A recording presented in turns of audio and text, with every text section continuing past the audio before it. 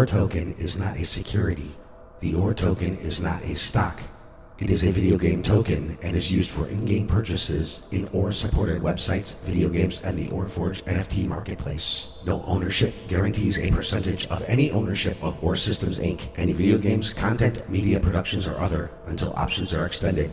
OR Systems Inc. is a privately owned and operated organization that utilizes blockchain technologies and provides real-world value to the intrinsic video game currency. As such, please ensure you approach the OR token at your own discretion.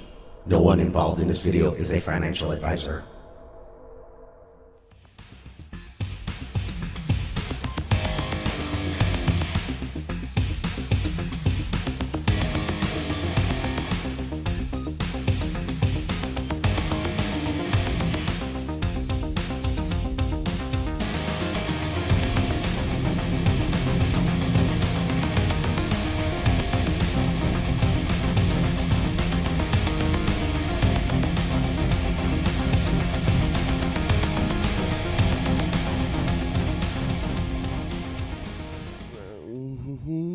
Oh, Hey.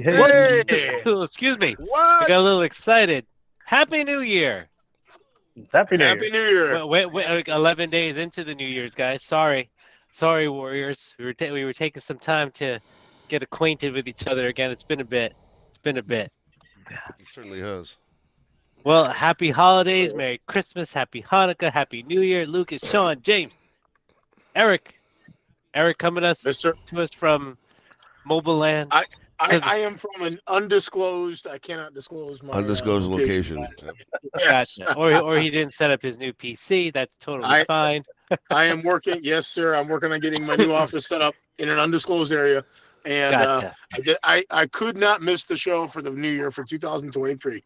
Couldn't do it. So Well, thank you for joining us, along with the other Warriors, the thousands, tens of thousands, Trillions. hundreds of thousands, millions, and billions of Warriors watching now. Thank you for joining us on this, not New Year's episode, but our first episode for the new year. Oh, gosh, episode 55. Whew. Pretty That's soon crazy. we'll be at episode 104? 104? No, 100 and... Yeah, 52 weeks, 100. Yeah, 110. sure, whatever. 110. We got a little contentious with some naming conventions there towards the end of the calendar year last year. We're like, well, let's save the 55 for content. Yeah. Yeah.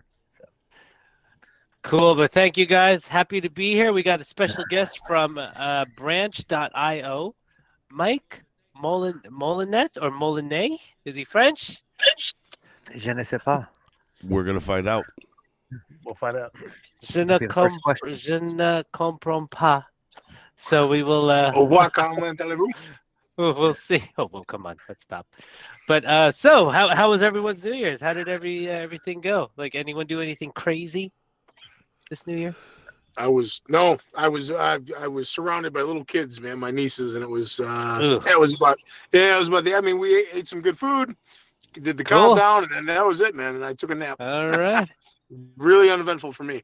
I worked. I slept before. Oh, you worked now. Mhm. I worked. I slept an hour before New Year's, and I slept, I think, an hour after New Year's, because we went to a friend's house. He made a really smooth old fashioned, which is like my favorite drink now. But he just made it so smooth, but it was strong. It was very warming. Next thing I knew, I was just out. But that was my New Year's. How about you, Lucas? Sean, anything crazy? We had a house full of 13-year-old girls running around and dropped a small mint on some fireworks living out here in the middle of nowhere and just had a good time. Popped some My fireworks. 12-year-old son probably would have been like, "Oh my gosh, Dad!" Yeah. Same with us. Gathered with some friends locally and had a good time. Everybody ran out of gas about 10:30. Had to wake everybody up, tell them to go to bed about 12:15. There you go. That's perfect. That was a perfect New Year's to me. Yeah, it was no complaints on my end. Gotcha. So what's new with the ore? Ooh, new year, new ore. What's going New on? York? New Well, ore. Oh, The okay. fun doesn't New stop York. around here. The fun never stops around here. I know. I'm just trying to unpack some of the opportunities that bump into some interesting parties, blockchain relevant organizations. We were out at CES, so we're just kind of Yes. Tell us. trying to close out all of that that initial meeting and courting Courting. with new interesting parties. So that's been unpacking that the first half of the week. Second half of the week, hopefully we can start making some coordinations and talking with those people. Who made it down to CES? It was Nick and Sean and I went out there for a couple days. Ooh. So there's some really cool tech. A lot of electric vehicles this year. That's all the rage. A lot of new products surrounding VR. A lot of different variations on headsets, glasses, contact lenses. I mean, there's some wild stuff out there. Contact lenses. Yeah. Yeah. You know, I mean, hearing aids now are commercial. Yeah. So I was surprised to find Hewlett Packard had a hearing aid booth. I'm Wow. like, I was thinking printers and computers, and here we are. Yeah, me too. Yeah, pretty shocking, but it was a good show. It was a big show. You know, we put a lot of miles walking in those exhibits, talking to people. A lot of real inventive stuff coming from all over the world, man.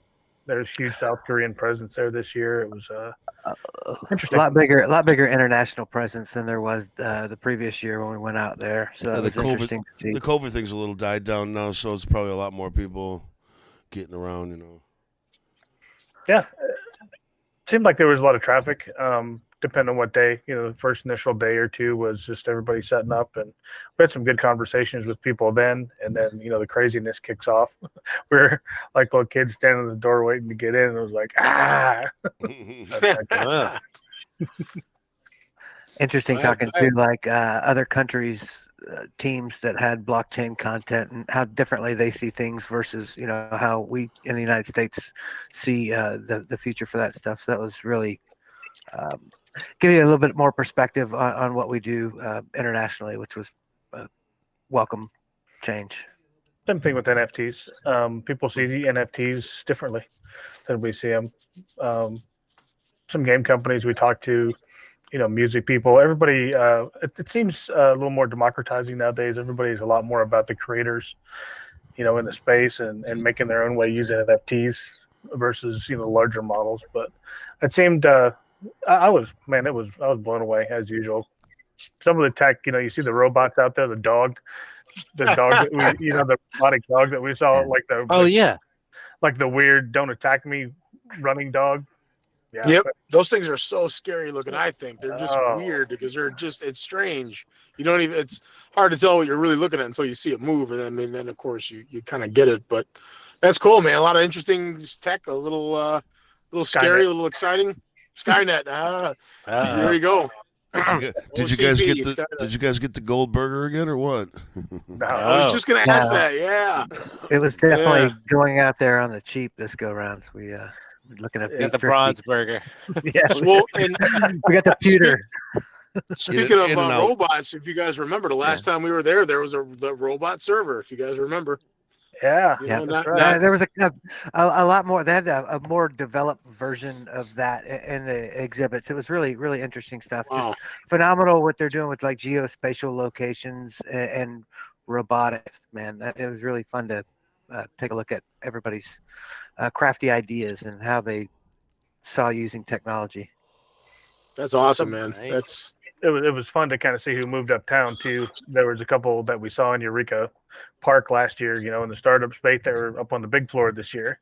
I was like, okay, all right. That's cool. Growing. That's progression. Growing. Yeah, and it was things that we'd noticed last year, like the holographic computer side cases for the glass case. That company, that little tiny company, was moved up to the big town. Nice. So I guess it must be That's doing awesome. quite well. Yeah, It's That's good to see, awesome. man. Good to see the American dream. Oh man, cool. Yeah. Yeah, so that is anything else? So that was CES. Anything so let's see I was just kind of looking here. Oh wait, I hear we are in the do we have a news article again, Eric? Are we out there? Yeah, yes we do. Yes we do. We were featured, and I'm pulling it up now. We were featured in the Los Angeles Tribune, which there's links. They're all on Twitter. if you guys want to look at them. NewYorkWeekly.com. We were featured in there, and then there was another one, Coins Snipper. So it's really some really exciting stuff, man. And every month, man, we get featured in these high profile magazines and that. And it's hold on one second. I'm actually jumping around trying to find some of these articles. I think it's It was good understandable, stuff. Eric. You're on your phone. It's okay if you don't find it. Yeah, we get it. Yep. We don't need you to sift, but cool. Yeah, I mean, it's not like we really went anywhere. We've always been here. That was the New York Weekly thing was really cool. They gave us the nod for the 2022 political satire game of the year. I thought that was pretty. Fight for the pretty White nice. House. Fight for the White House. That thing is cool, man. I love playing that game. No, it's cheeky. It's fun. And sometimes it's good just to blow off some steam, man. People get really serious and divided about all the political stuff, and it's just fun to go blow it off for a while. Take your stress out on the game, man. Oh yeah. There you go. There you go. You can't stay glued to CNN or Fox, or will drag you down, man. All right. So, hey, Jimmy, why don't we go to a break, and we'll get we have Mike knocking on our door here. Okay. So can we go to a break for a little bit, and I'll let him in. Sure See what can. he'll feel. We'll be right back.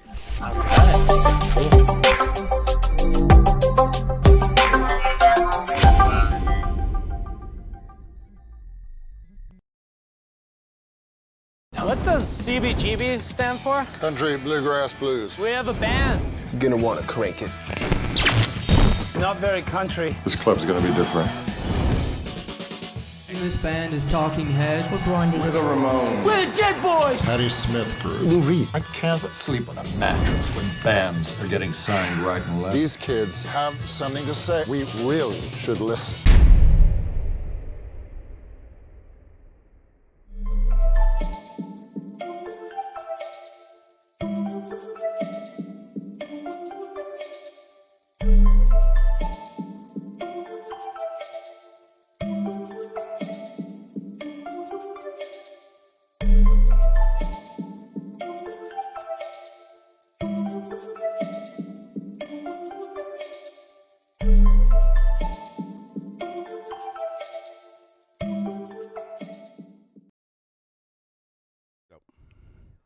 That's Jimmy and Eric and Armando. And we're back. We're back. And we're back. We got an unwanted visitor. Just kidding. No. we have we have Mike from branch.io. Thank you so much for joining us, Mike. I know time is valuable, time is precious, so we do appreciate you spending some time and hanging out with us here at the Warrior Hour. But if you can tell us a little bit about yourself, a little background, and how you got, or before you actually got involved in Branch. Cool. Yeah. Thanks for having me on, guys. Sure. So my background is grew up in New Jersey, son of Cuban immigrants, and studied mechanical engineering undergrad. I was always kind of handy and worked as an engineer for a number of years, but in 2008 got into real estate because real estate was cheap at that time, and was able to get a duplex, which then I spun into with a couple partners, a 4-plex and then a 7-unit apartment. And that kind of got me into the business owner mindset rather than working. I was working as an engineer at 3M, which was like 100,000 people at the time. But I started to get that kind of taste of entrepreneurship and business ownership. And that got me hooked. Started a couple other small businesses. Those other ones didn't work out so well. The real estate one worked out pretty decently. We exited most of them about a decade later, but really wanted to get into software. So ended up moving out to California and got into software space about a decade ago. And I can talk a little bit later about how Branch came to be, but that's kind of my background, mechanical engineering, and started somewhere when I was 22. How long were you in Jersey? So I grew up in Jersey. I left Jersey when I was 22. That's when I moved to Minnesota for the engineering job, actually. Okay. Was there for about 5 years, froze my ass off. Gotcha. I'm only asking because I'm originally from Jersey. So what town? What town is Sparta. it? Sparta. Yeah. Oh, Sparta. Oh, I was in Rockaway, so not too far. Oh, Small cool. world. Yeah, close. Really close. Small world. All right. So tell us all about Branch, Mike. Tell us what it is and what it does to help people out. Sure. Yeah. So Branch is a technology or software that goes into mobile apps. Everyone uses it probably on a daily basis, but you don't really know you're using it. You're using the apps that you're used to using, Spotify, YouTube, Uber. But usually when you're using apps, you're using Branch in the background. And so basically our software, if you're an app developer, if you're Spotify, if you're some big or small company, and you have an app, you would implement our software to make sure that the user, when the user clicks on something or is supposed to see a page, load certain content, we make sure that that happens. We make sure that you see the right content, that you go to the right place, that if somebody shares a link with you, for example, to a Spotify album, when you click that link, it opens Spotify and it takes you to the album or to the podcast or to the video, whatever it is. Doesn't sound like sexy software. Doesn't sound all that, exciting, but it's really, that's usually where, frankly, a lot of money and successful businesses are, right? Like, I think I've seen it in my life that a lot of the most successful people, they're doing something that might not seem sexy. They might be selling insurance, right? They might have an insurance company. They might have a laundromat company. They might have something that you wouldn't necessarily think, oh, people are going to be, really excited to hear about this, but it solves a core need. And our need was, we found that need because we tried to grow an app ourselves. So we spent a year working on an app in 2013 and tried to grow it organically, cheaply. And that was where we discovered all the issues that mobile apps had. We spent 6 months trying to build it to solve it for ourselves until one day the light bulb went off and said, every app is suffering from these same things. Maybe that's the thing. Maybe that's what we should actually be solving.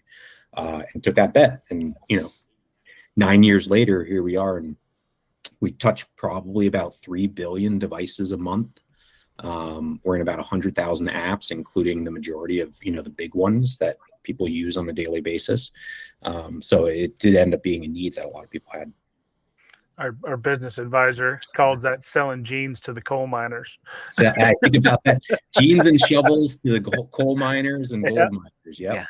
That's, Levi's.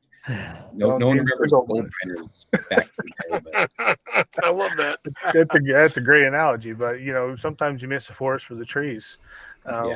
People struggle to solve problems, but you got to define the problem first. So interesting stuff. Great stuff.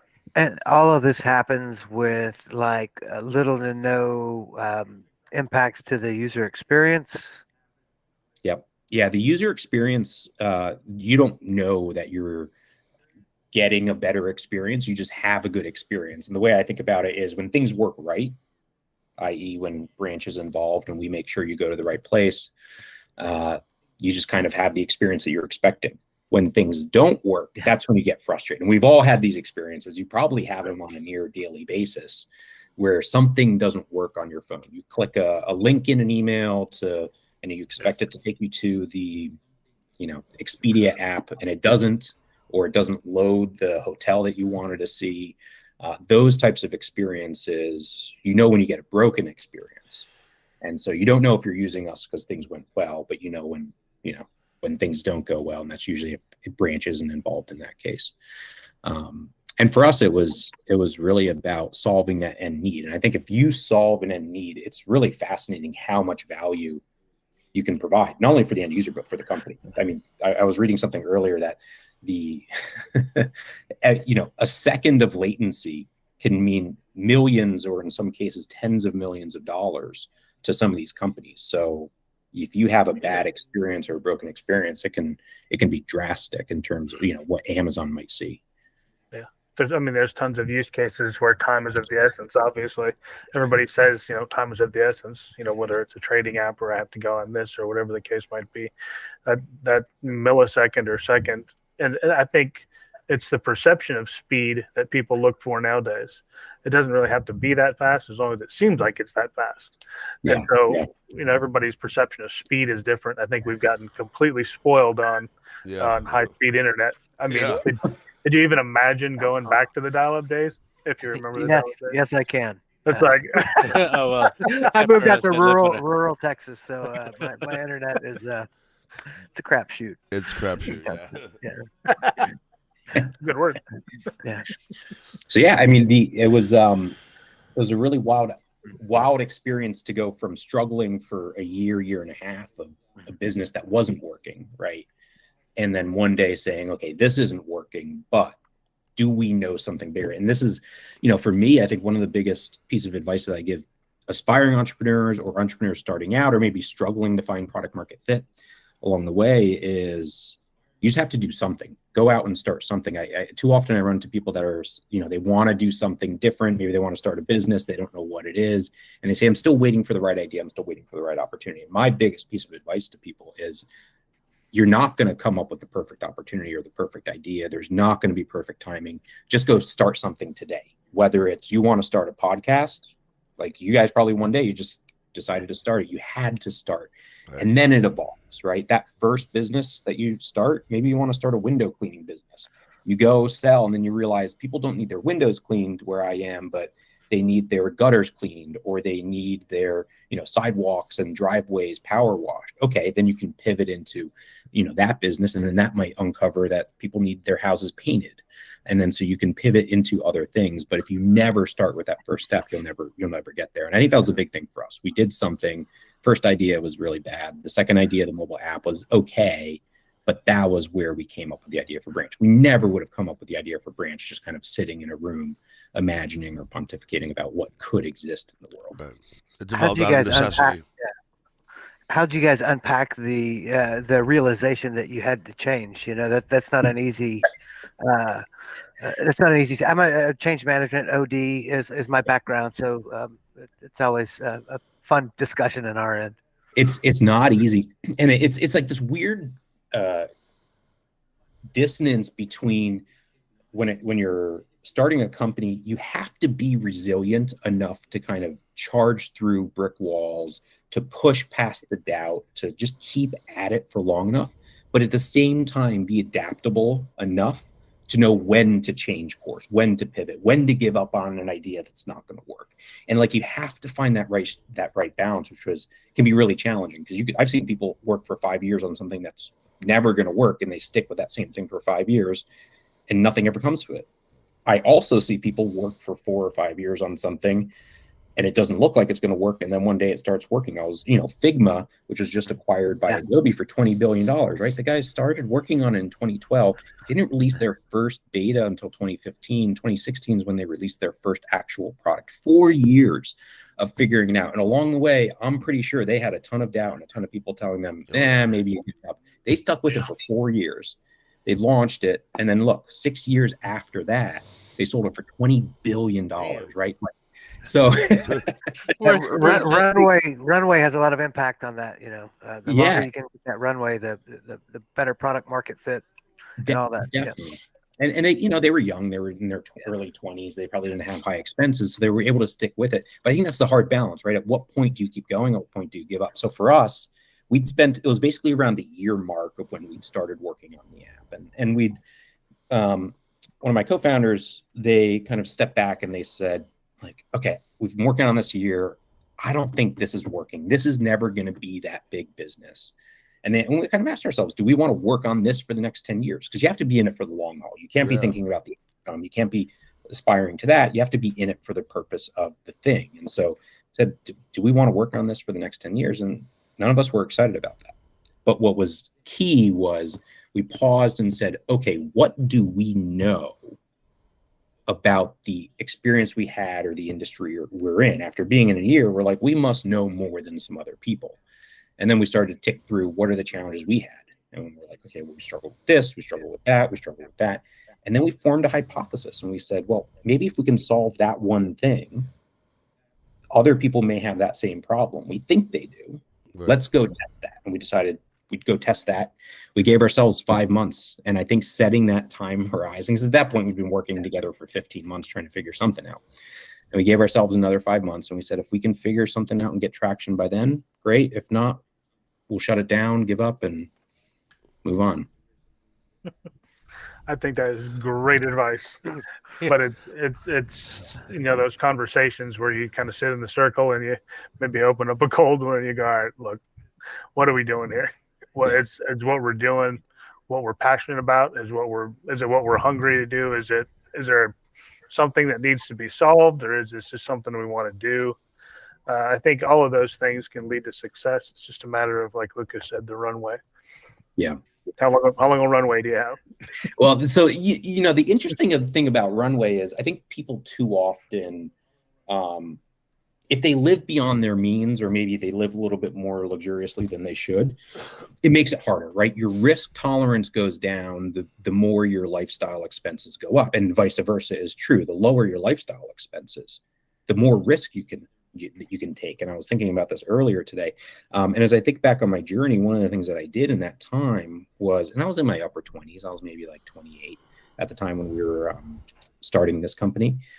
The year before, when we were starting the app, I was out of money. I had zero left in my bank account, maybe like $100. I had $20,000 in credit card debt, and I didn't have a place to live. And you can't put rent on a credit card for the most part. And so I, for 3 months, was effectively houseless. And so what I did was I couch surfed for the first 3 months of us starting the app. And I spent a different week at a different place. I just had a bunch of friends in the area or people that they knew. And I sent out a spreadsheet. I'm looking for a place, in July.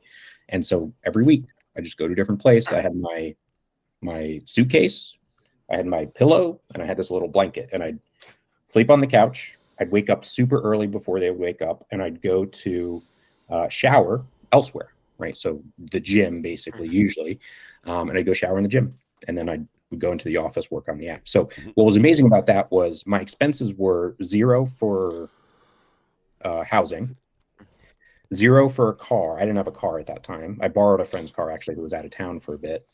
So zero car payment, zero insurance on that. And then basically just food. And you can, if you want to live really frugally, you can eat well, eat good protein and get your macros, but still pretty cheaply. That enabled me to take the risk with starting that company. So when you talk about runway, it's about, if you have different life constraints, it can be challenging. You have kids or whatever, but the more you can save, the more you can take a risk. Cool. That sounds like a great place to take a quick pause for a commercial break, and we'll pick it back up on the backside of it. Cool. Right.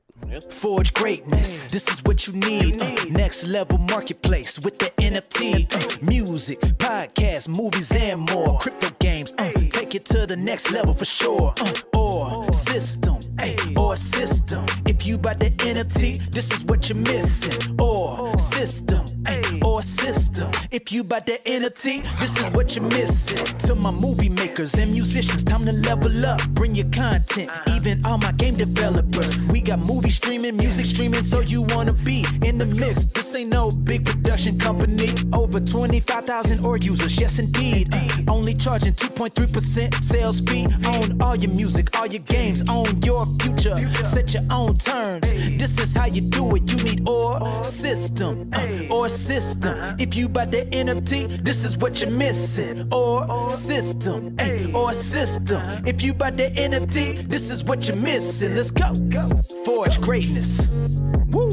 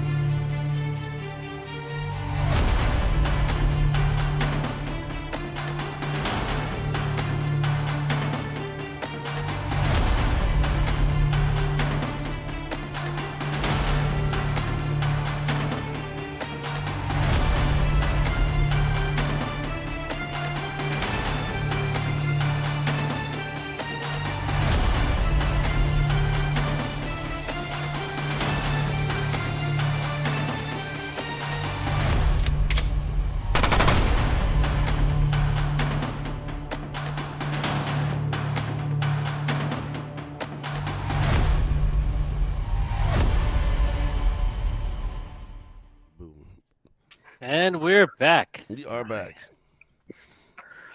And for those of you just joining, we are here with Mike from Branch.io, whose product you probably are using on a daily basis and you don't even know it. Maybe we should. Don't even know it. I didn't know it. Maybe we should ask that question then. Maybe we should ask that important question: is what is mobile linking platform and why is it so important, Mike? Look at that! Because What a segue. Yeah, we make the mobile ecosystem work. We make sure that your experience on your smartphone, your mobile device is smooth and seamless. That's it. Every time you pick up that phone and everything works, that's why. Yep, well, that's you why. must be partial thing for it. I always thought I thought it was just never broken, but guess what? It's Branch.io. So what does this do for the security of the sites that you integrate with? It doesn't touch or do really anything with the security in that sense. Okay. You're really just linking. So if you click an email that you got from Spotify, and you expect it just basically then links you to the Spotify app. But we just know, hey, this is a Spotify link. This person, you should take them to the Spotify app. And once you're in the app, take them to that playlist, take them to that podcast, whatever it is. But no real security implications in that sense. And I think Apple and Google and Android have done a nice job really making things a lot more privacy centric over the last 3, 4, or 5 years. So during the break, go ahead, Lucas. I was just gonna say, like, how do you like for us? There's a noticeable difference between Apple and Android, and interacting with that. Does that have any impacts on what you guys are doing over there? I'll tell you where it does have an impact, which is both a challenge and an opportunity, is having a duopoly in the smartphone market where you have Apple and Android with two totally different operating systems. It makes it challenging for developers. And what happens is if you're an app developer, you have to build an Android app, you have to build an iPhone app. And you need to make sure that those apps work on both platforms with all of the browsers you have out there, right? Like the Chrome browser, Safari browser, Brave browser, any browser out there that exists, plus works with all the other big apps like social media apps. So like if you're in Twitter or Facebook and you click a link and it kicks you out to a browser or that browser wants to take you into an app, that might be 3, 4 different combination of variables. And which is complicated enough just with one OS, but then when you have a second operating system, it just multiplies everything. So, frankly, the reason Branch exists as a company is because of how complex the mobile ecosystem is. If you think compare to your web, like your desktop, your laptop, right? Pretty much everything happens in the browser. You open your browser, usually Chrome. You open your Chrome browser, you've got 10 different tabs up there. You've got your email, you've got your calendar, you've got whatever. And pretty much everything happens within that browser. But on mobile, actually, the vast majority of stuff happens inside of apps and not within a browser. You do a little bit of searching inside a browser, but it's actually more application based. So it just ends up being super complicated when it comes to, for anyone building an app out there. So as we transitioned into the Web3 part of town, how does Branch fit into that part of town? Like, for instance, a lot of things run inside of dApps, inside of already existing apps, et cetera, or inside of a browser. How does that kind of work? Yeah, I think we're still waiting to see how Web3 and how Web3 will affect the things that we're doing. As of today, it doesn't really affect anything that Branch is doing. I think over the next few years, maybe over the next 5 years, I think we'll start to see a lot more of that, especially if things and apps start getting built differently. If measurement of apps, like one of the things that apps are doing also is they're trying to understand where their users came from, and I think you can do some really cool things potentially with the blockchain when it comes to measurement and understanding user behaviors, but doing it in a decentralized and very anonymous way. But it hasn't really affected much of what we're doing, at least on a day-to-day basis. Not yet, at least. I think that'll change over the next few years.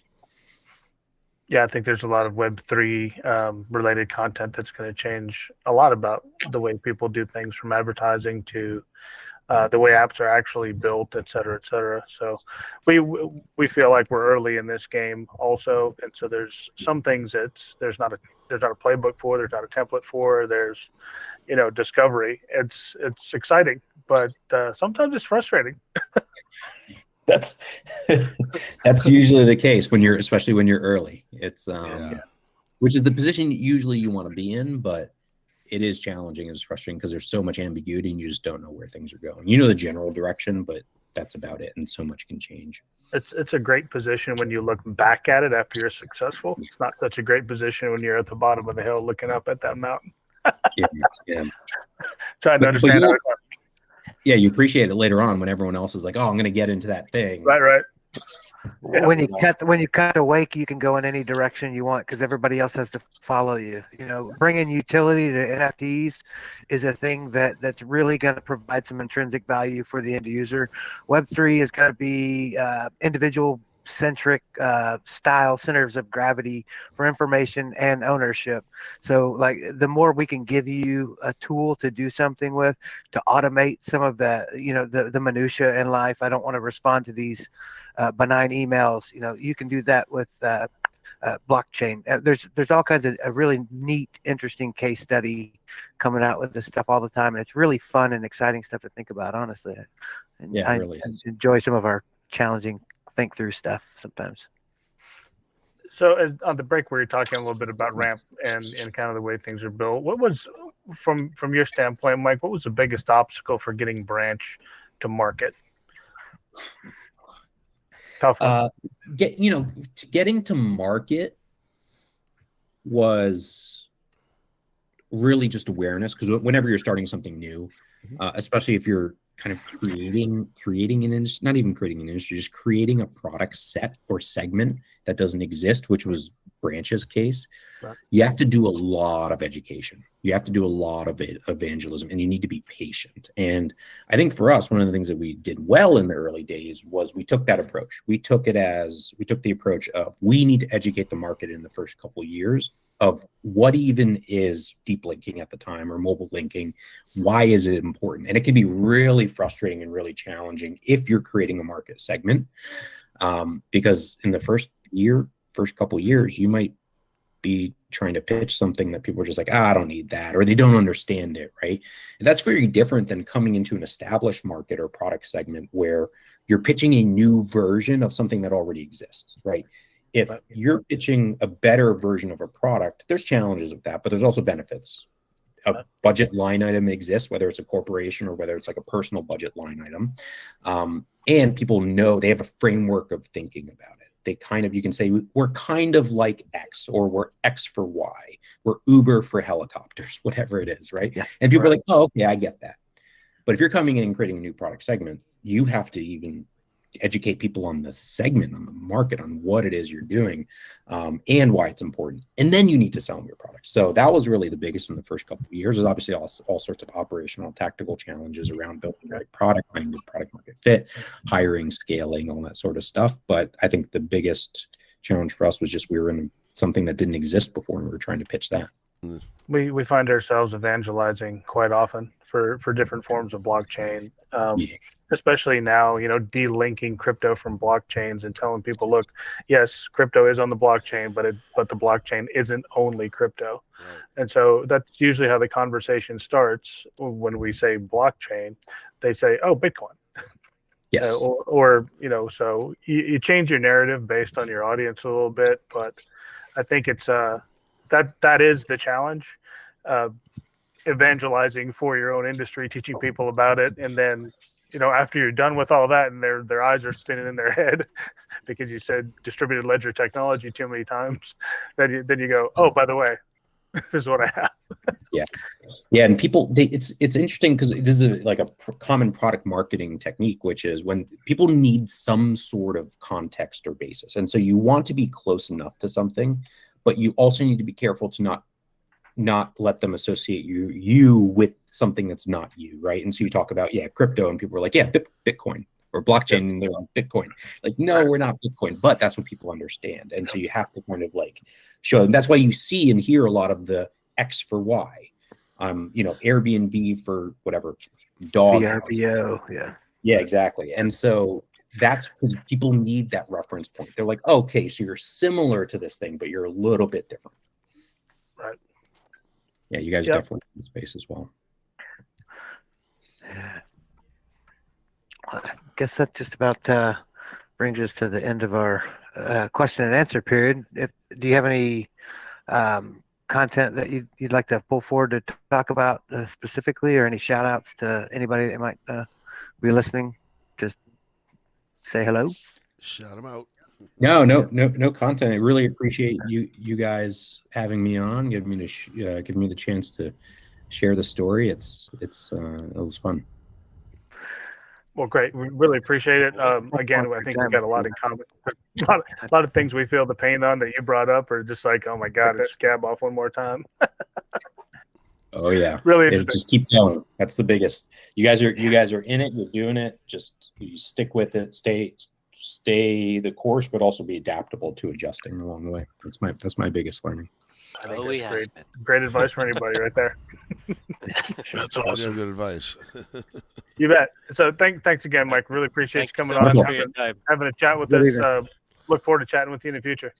Sounds good. Yes. Thanks, guys. All right, take care. Take care now. Bye now.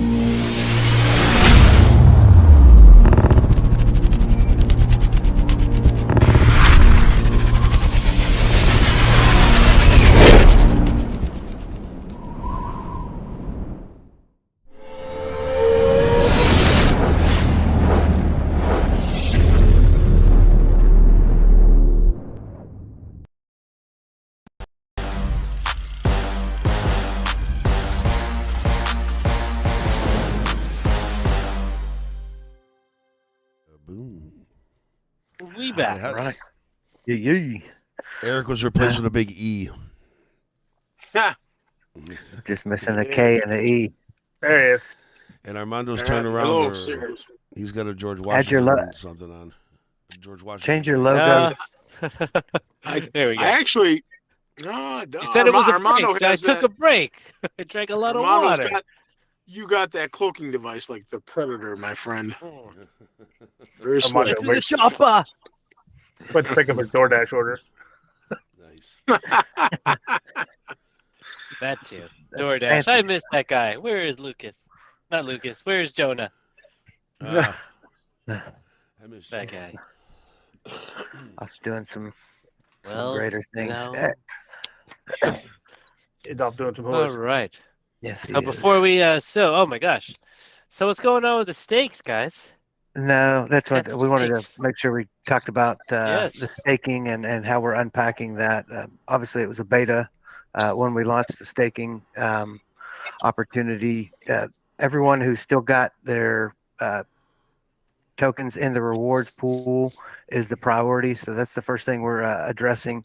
All of those people will get added to the whitelist where they won't have any transactional fees within the ecosystem. They still get the reflections as everything as transactions take place. They'll still get the reflections, but they won't pay any of the transactional fees to move into or out of the token as part of that whitelist. As the additional situation gets unpacked, more details will be given. We haven't fully worked our way through how we're going to go about solving that problem, but we're definitely going to focus and pass that along. Basically, as a thank you for participating in the staking pool and allowing us to collect some of that data that we needed, it's much appreciated. we're always grateful for the community and how they help us grow and develop. And sorry. Yeah, that's why the whitelist. Sorry. That's a reward for sticking with us. As we get you whitelisted, you don't pay fees in the system, going forward. So thanks for everybody that participated in the staking pool. You're welcome. And who has stuck. Thanks, Armando, for everybody. Eric, who stuck with you us. gotta say I you're was in it. welcome too. I was in it. Yep. Yes, sir. Shoot, I'm still in it. Same. Oh, you're funny, So- Armando. Good stuff. Yeah.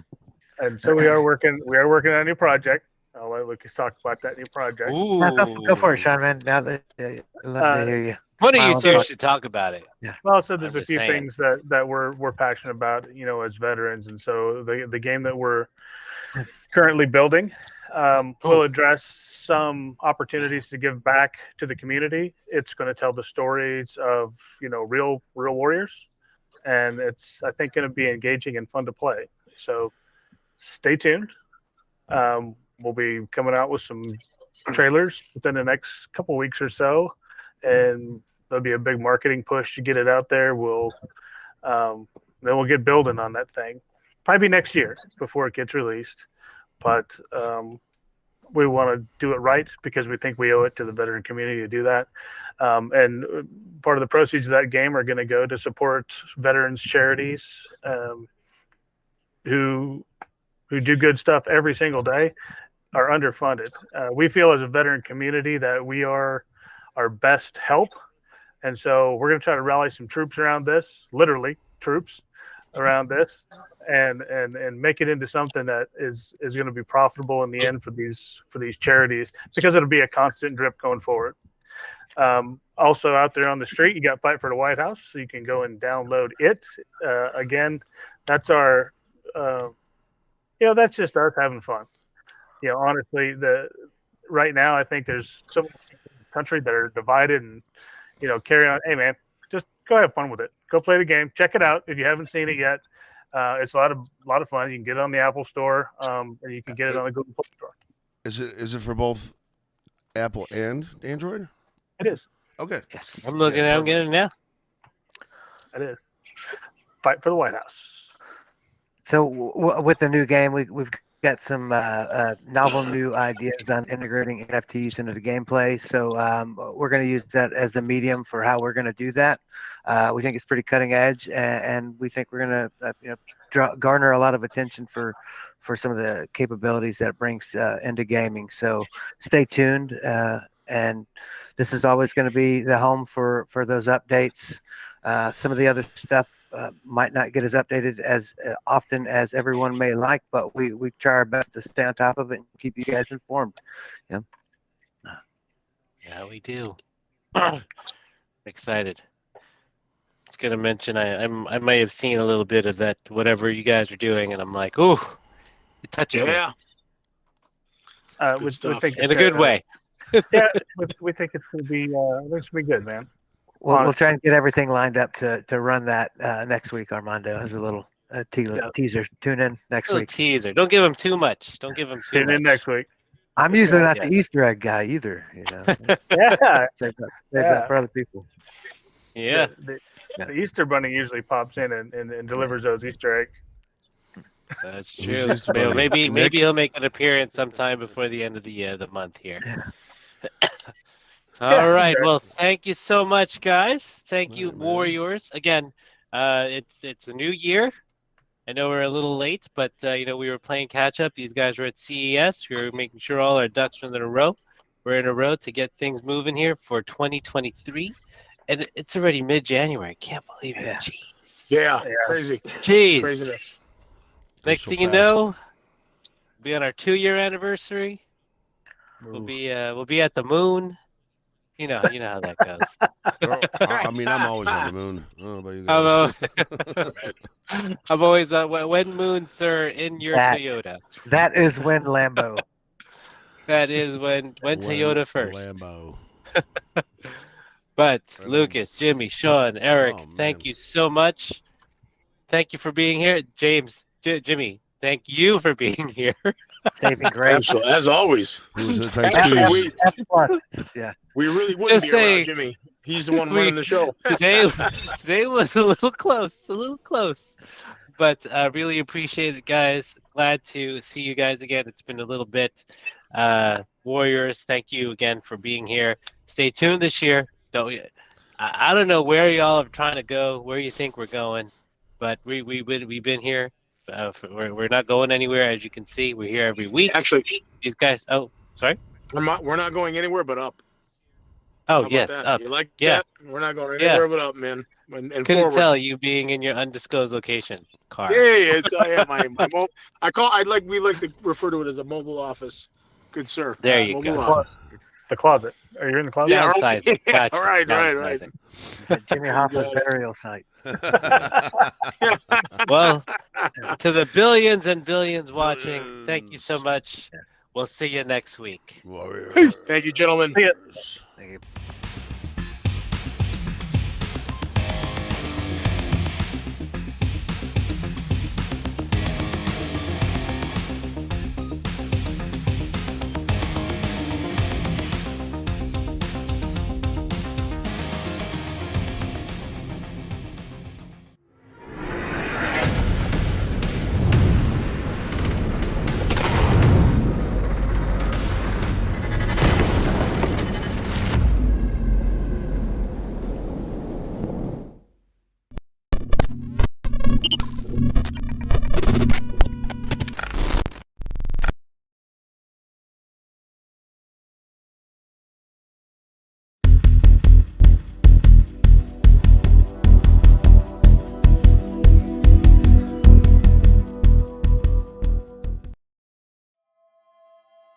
Introducing the Cool Wallet Pro, an enhanced hardware wallet the size of your credit card.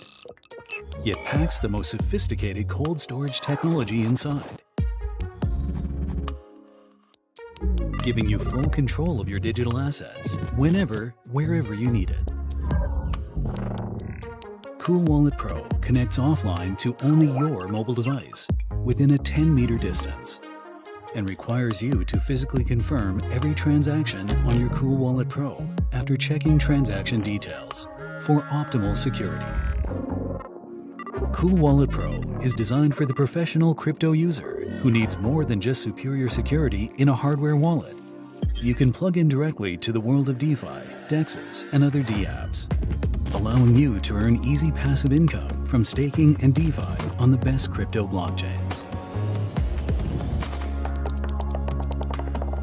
Through our extensive marketplace, you can trade, sell, and buy directly from trusted third parties, all within the Cool Wallet app. While staying anonymous, retaining data privacy, and avoiding trust risks. With Cool Wallet Pro, the key to your future is in your hands.